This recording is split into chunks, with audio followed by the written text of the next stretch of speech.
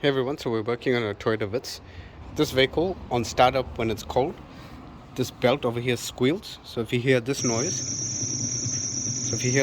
then this belt needs to be tensioned up. So I'll show you how to do that. So over time the belt stretches, which is why you need to tension it, because this is not an automatic tensioner.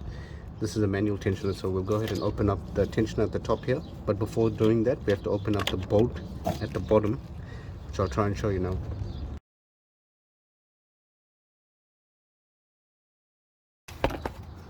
So that bolt over there, that's the alternator bolt, and it's a 14.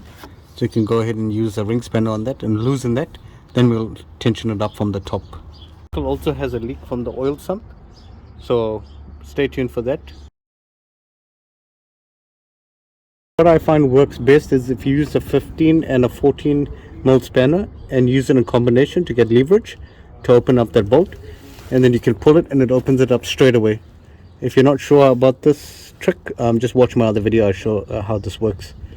But that's basically what I use to open up the alternator bolt. The tip I can give you all, if you look at that, there's a little tab over there, and that tab is basically connected up to the nut. So you find that it's really tight until this nut basically goes and gets locked in there. So just keep turning the bolt until it locks, and then once it locks on this side, then you'll be able to open up the bolt. So if you're wondering if you're doing it right, it is. It's just because that's spinning until it locks in place. So that's designed by Toyota, so you don't have to get a spanner or anything else in the back there.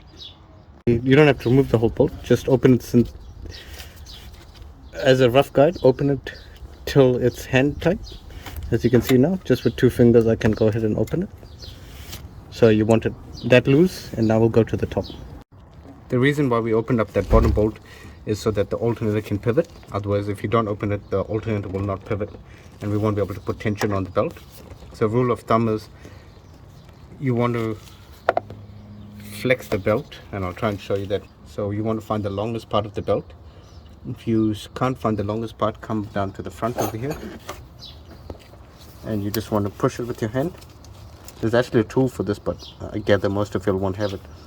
So you want to check for flex, and the belt should rotate on the longest end of the belt. So the longest end of the belt, you'll have to look at it and see.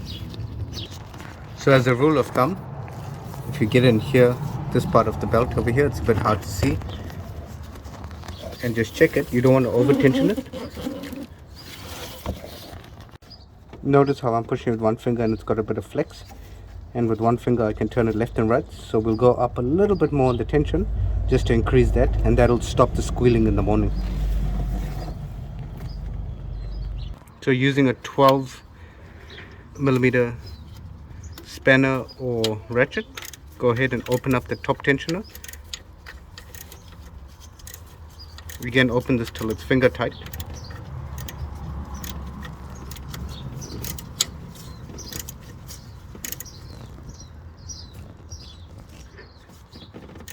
Do not remove it, just open it like so.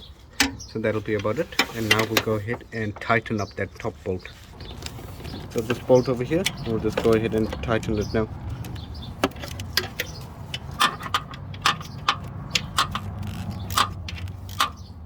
So when we're tightening this, what's going to happen is this alternator will move further back, and that'll put more tension on the belt over here. Because the squeal comes from basically the belt, which loses its tension over time because it gets stretched. Like I said, it's very important. Do not over tension this belt. Just go ahead and check it now. If you notice, you can see the clean threads over there. So we've only gone about 2.5 full revolutions. So just go ahead, check the belt tension again like I showed you earlier. Make sure you can still turn it roughly about 90 degrees on either side. That's very important. You can always retension it, but never add too much tension, otherwise you'd run the risk of damaging bearings and the belt. So now that I'm happy with that, I'll go ahead and tighten up the tensioner bolt, and I'll go at the bottom again and retighten up that 14. Make sure you tighten that bolt, and again that rear lock on the back over there, that'll spin until it locks, and once it locks, then you can go ahead and tension that up. Don't over tighten it, just tighten it until it's tight, and you can't go any tighter with the 14 millimeter spanner.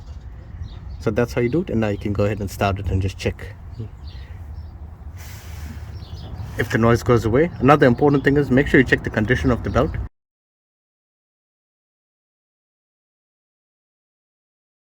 This belt was changed about 30,000 kilometers ago, so it's still in good condition. If your belt is worn, you'll have to replace it. Same principle, you open this up and drop the tension if you need to replace it. Otherwise, go ahead and start it and you're all done.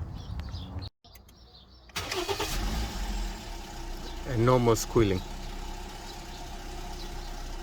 So it's all perfect now. Thanks for watching everyone. See ya.